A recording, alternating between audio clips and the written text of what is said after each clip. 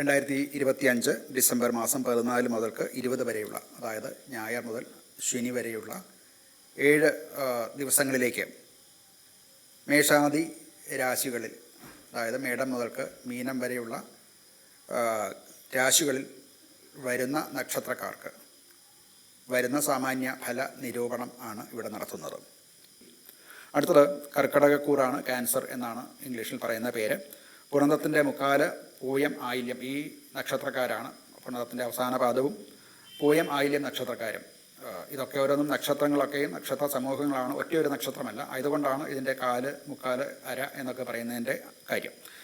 ഗ്രഹസ്ഥിതി പറഞ്ഞാൽ സൂര്യനും കുജനും 16-ാം തീയതി മുതൽക്ക് വൃശ്ചികത്തിൽ നിന്ന് ധനുവിലേക്ക് മാറും. അത് 6-ാം ഭാവമായിട്ട് വരുന്നുണ്ട്. ബുധ ശുക്രന്മാർ 5-ലാണ്, ഗുരു 12-ലായി, 2-ൽ കേതുവും, അഷ്ടമത്തിൽ രാഹുവും 9-ൽ ശനിയുമാണ് അവർക്ക്. ജോലിയെ സംബന്ധിച്ച്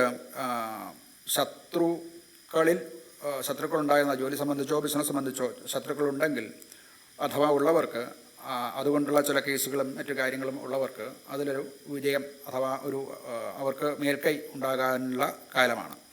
അതുപോലെ തന്നെ ജോലിയിലും അവരുടെ കരിയറിലും മറ്റുമൊക്കെ ഒരു ഔന്നത്യം, ഒരു ഉന്നമനം ഉണ്ടാകാൻ സാധ്യതയുണ്ട്.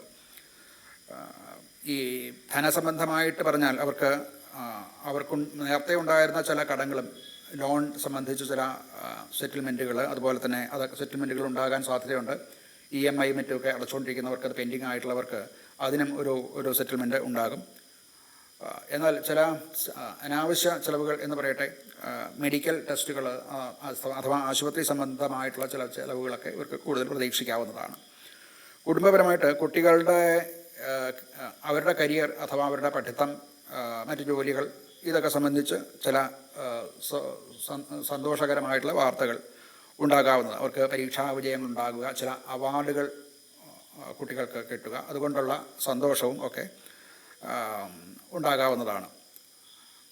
ആരോഗ്യ സംബന്ധമായിട്ട് സൂര്യ 6-ൽ രോഗസ്ഥാനം ആണ്. 6-ാം ഭാവത്തിൽ കുജനും സൂര്യനും യോഗം ചെയ്യുന്നു.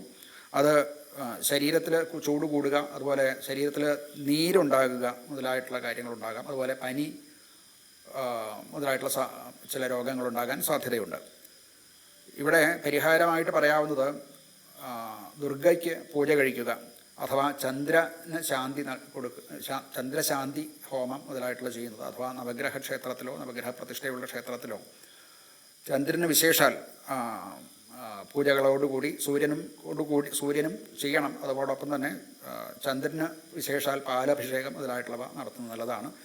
ഇതുതന്നെ ദുർഗാ ക്ഷേത്രത്തിൽ ചെയ്യുന്നതും നല്ലതാണ്.